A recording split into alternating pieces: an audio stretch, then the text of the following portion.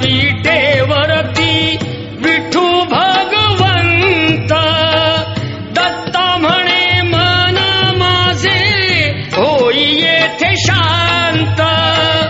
गुरु कृपे साधियला मी आज हा सुपंथ